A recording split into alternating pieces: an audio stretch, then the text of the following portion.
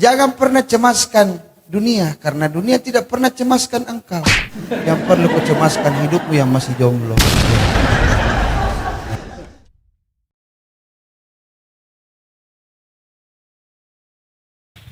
Bismillahirrahmanirrahim. Assalamualaikum warahmatullahi wabarakatuh. Oh, menyala betul ya. Alhamdulillah wassalatu wassalamu ala rasulillah amma ba'd. Kami hormati semua, yaitu Bapak Dekan, bukan ya? Bapak Kepala Jurusan, Kepala Prodi, mahasiswa, toko pemuda, toko wanita, toko bangunan, toko pakaian, toko sepatu, toko campuran, tanpa terkecuali. Ya, menjadi konten kreator bersosial media, apalagi dibubuhkan dengan dakwah, itu penting. Dakwah itu penyampai informasi. Dakwah itu tugas, bukan pekerjaan. Jangan pernah menjual murah dakwah. Jangan cari hidup dari dakwah, bagaimana bisa menghidupkan dakwah. Malu abangku ya.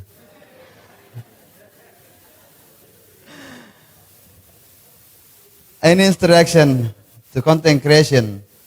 Jadi kita harus tahu konten kreator itu apa. Setiap orang itu adalah konten kreator. Kita punya bahan masing-masing. Kita ini adalah seorang konten. Tapi apakah kita kreatif dalam menyikapi diri ini yang sedang ragu dengan ketidakpastian? Jangan pernah cemaskan dunia, karena dunia tidak pernah cemaskan engkau. Yang perlu kau cemaskan hidupmu yang masih jomblo.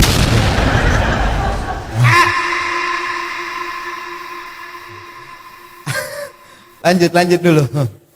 Ya, di sini kita harus tahu apa itu konten kreator. Ya, ini konten kreator, banyak konten kreator. Saya banyak melahirkan mahasiswa yang konten kreator sekarang. Ada banyak, Rasul Amin, sekarang yang kemarin imam di Washington DC, itu alumni saya. Saya yang pertama kali buatkan dia akun IG. Nah, tapi dikala gurunya sekarang ya. Nah, berarti guru yang berhasil. Nah, awalnya dia mau buat TikTok, saya buatkan akun, akhirnya banyak. Jadi kita memang ini bagaimana kreatiflah jadi manusia. Karena orang yang hebat itu ketika dia bisa kreatif dalam hidupnya. Ini kita harus memahami apa itu konten kreator. Sebelum kita masuk, bagaimana seorang konten kreator bisa menyampaikan dakwah yang modern, dakwah yang milenial, dakwah yang betul-betul bisa masuk ke era digitalisasi yang sekarang ini. Setiap orang punya masa dan setiap masa ada orangnya. Nah, itu yang harus kita pahami. Tanamkan di dalam diri, tapi sebelum itu saya perkenalkan dulu apa itu konten kreator. Nanti adik-adikku semua, sahabat-sahabat semua, saya bukan menggurui, saya juga orang baru mau juga belajar.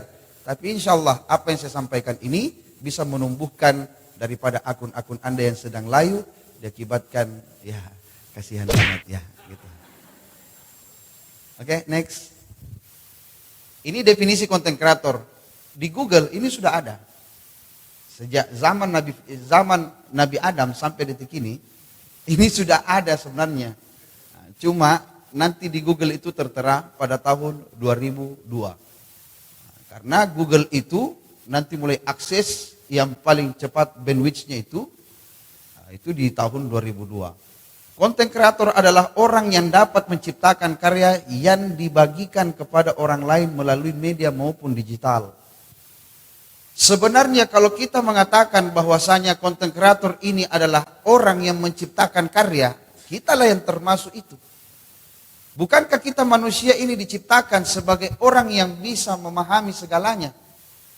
Makanya ketika itu, saking dihormatinya manusia, Allah menyuruh seluruh hambanya sujud kepada Adam sebagai penghormatan. Li Adam fasajadu illa iblis. Kecuali iblis yang tak mau sujud. Kenapa? Aba wastakbara wa kana minal kafirin. Karena dia sombong. Makanya yang tidak mau mengikuti seminar ini sombong. Sudah akun tidak jelas.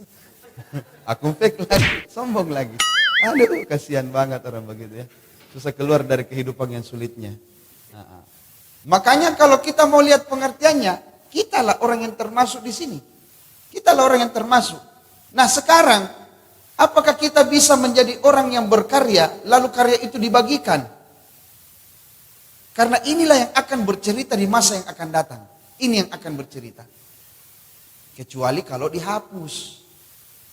Kecuali karyamu dihapus. Tidak usah dihapus. Biarkan supaya apa yang pernah kau buat itu akan menjadi pelajaran di masa yang akan datang. Itu yang utama.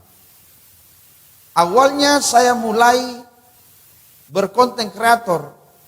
Itu diakibatkan karena anak-anak muda. Alumni saya masuk menjadi mahasiswa. Datang ke saya, Ustadz kita bikin konten. Apa ini konten? Kantong. Dia tawarkan ke saya, kita bikin konten Ustaz. Apa itu konten deh? Ustaz video-video. Video saya awalnya ceramah, datar sekali. Assalamualaikum warahmatullahi wabarakatuh. Ya, Alhamdulillah. Pertama-tama mari kita panjatkan pohon kelapa. Begitu cara itu awalnya itu.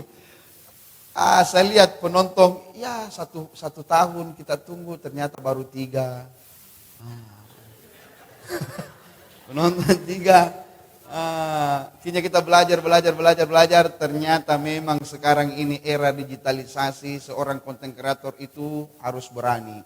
Beraninya apa? Pokoknya kalau tidak terluka, sakit, parah, atau hancurlah.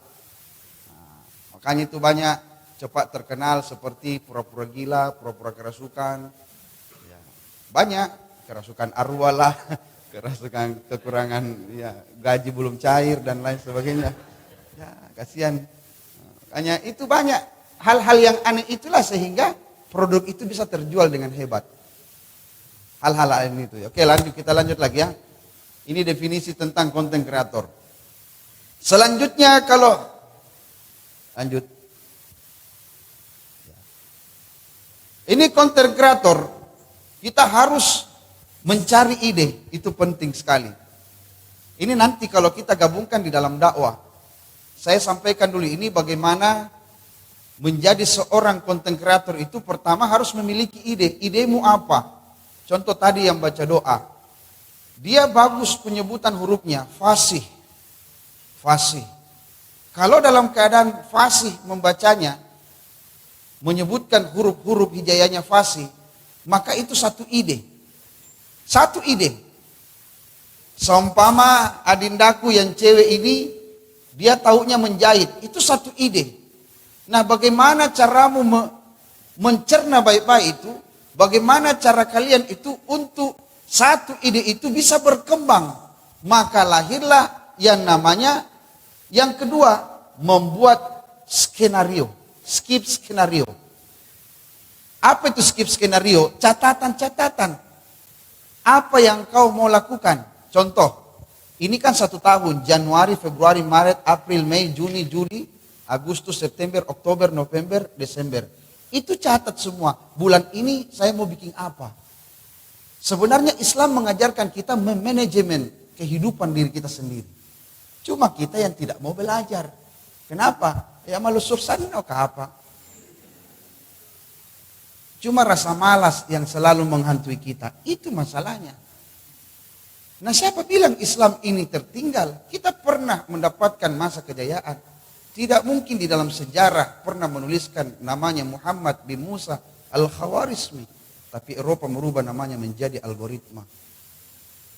Tidak akan pernah ditemukan oleh Mark Zuckerberg yang namanya Friendster, lalu berubah menjadi Facebook, lalu terinstan menjadi Instagram, sebentar lagi akan berubah menjadi Metaverse. Kalau bukan jasa dari seorang yang menemukan Pythagoras, Al-Khawarizmi, tapi namanya dirubah menjadi algoritma. Tidak akan pernah mudah orang-orang sekarang ini menemukan komputer kalau tidak ada jasa daripada Al-Biruni.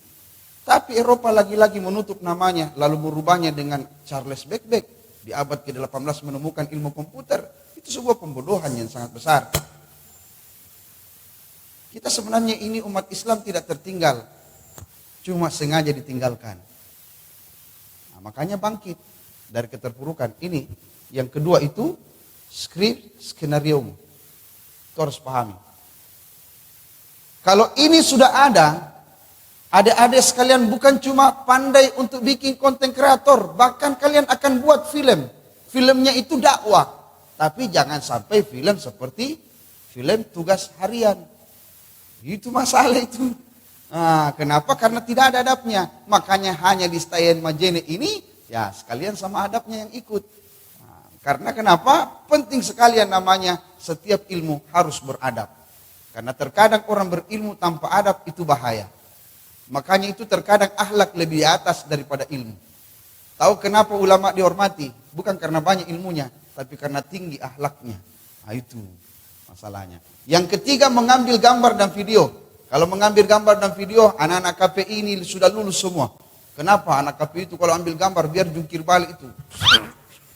Sampai salto belakang itu. Tetap ambil gambar itu. Anak KPI itu jagonya. Makanya anak KPI itu mukanya muka-muka kamera. Matanya itu mata-mata lensa. Nah, itu mukanya. Saya tahu muka-muka KPI di sini. Ya paling itu mata-mata lensa, muka-muka kamera, ya wajah-wajah immortal, legend, Free Fire. Itu jika siang. Dia itu siang jadi malam, malam jadi siang. Mau lari kemana? Nah, banyak anak-anak di Turku. Yang keempat tentu editing. Ini biasa kita tidak terlalu mandiri. Nanti ada editor baru kita mau kerja. Itu salah. Itu salah. Saya saja itu banyak belajar kepada konten kreator. Mereka itu konten kreator bukan hanya membeban beratkan kepada editingnya. Tapi dia juga harus bisa mengedit. Harus bisa mengedit. Pak Dr. Fattah, contoh. Kalau Pak Dr. Fattah, Abdul Fattah tidak tahu mengedit, dia hanya mengandalkan editing. Saya yakin Pak, berarti dia hanya berjantung kepada editor. Saya tidak berjantung kepada editor. Kenapa? Saya juga pandai mengedit. Bahkan saya yang melahirkan editor-editor yang pernah ada. Sekarang sudah hebat, sudah banyak. Kalau saya sebutkan satu persatu, habis catatan memori saya ini. Ya, kenapa? Cuma bikin sakit hati. Sudah dikasih hebat, berkhianat semua. Sudah masuk pemasukan sampai puluhan juta, ratusan juta, sudah dikhianati gurunya. Ya, itu namanya star syndrome, itu yang bahaya. Ini yang nanti saya sampaikan kepada adik-adikku sekalian, seberapa hebat kamu nanti, ingat, jangan sampai kalian seperti iblis. Iblis sudah di atas, tiba-tiba amruk jatuh, diakibatkan karena istakbar, aba wastakbara wa kana minal kafirin. Ini yang paling banyak di antara kita. Kenapa? Karena kita manusia, hayawanun natik. Kita ini manusia pelupa. Kita ini manusia banyak salah dan dosa. Makanya ini, editing perlu sekali nih. Seberapa hebat kita membuat konten, tapi kalau kita tidak mampu mengedit, ini kelemahan yang paling besar. Ini banyak orang punya. Makanya kalau tidak ada editornya, cari editor. Kontennya selesai, tidak berlanjut proyeknya. Kenapa? Dia tidak tahu mengedit.